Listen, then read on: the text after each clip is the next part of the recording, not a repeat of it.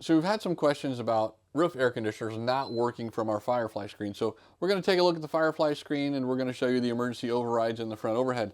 There's a couple things that we look at, and I'm just going to go ahead and duplicate this, just the situation that we're in right now, how we're plugged in. If I run this down on cool, you're going to see this little notion come up here, and it will say shed on the screen here. It's going to come up and just say shed right here. What that's telling us is that it is actually looking to see if we even have enough power to run that device.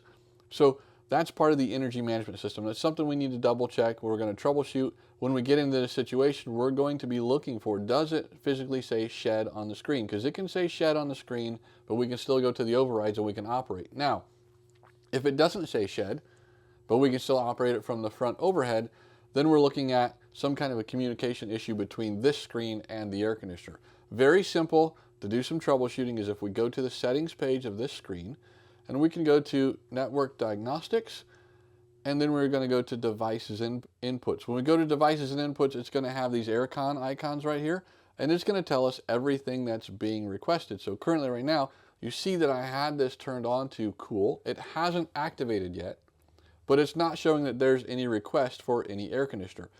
This was the rear AC that we turned on. When it shows that request, you will see that this little bubble here will turn green, and then our fan will also come on and turn green. Now, if there is something wrong and it's not going to work, the other three that are down here, the coil freeze, the coil temp, and the defrost active, those are all fault codes that are going to show up. That's being reported from the air conditioner itself to the screen saying, hey, we're not operating because of this issue. Again, this is going to operate directly to the AC, but if it's not operating and we can go to the front overhead and turn the emergency overrides on, there's going to be a communication issue between this and the air conditioners. The overrides in the front overhead are actually bypassing all of this network and going directly to the air conditioners themselves. Now, there's a caveat to using those emergency AC overrides, and that is simply this. We are bypassing all of the sensors in the air conditioner.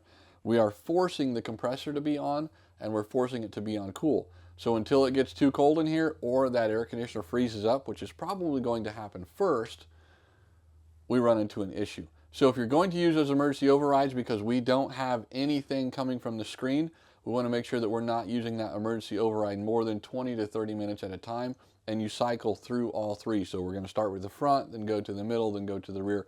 You can do whatever you need to there, whether you want to start in the middle. Those choices are endless. But understand we don't want to run any of those by themselves for more than 30 minutes at a time. So our AC override switches in the front overhead, you have AC1, AC2, and AC3 respectively in the coach, front, middle, and rear. These are those switches that we turn on, and again, that bypasses all the safeties in the air conditioner itself, so it's just going to be the high fan and compressor until you get too cold. Usually it's not going to take until you get too cold, because what's going to happen is the air conditioner itself is going to ice up on the roof, and then it's going to quit working anyway. So we want to make sure that we're limiting this to 20 to 30 minutes at a time, and only one of these switches being active at a time. We don't want to run 2 or 3, because then we're going to freeze both of them, and then you will be without cold air for quite a while those thaw off.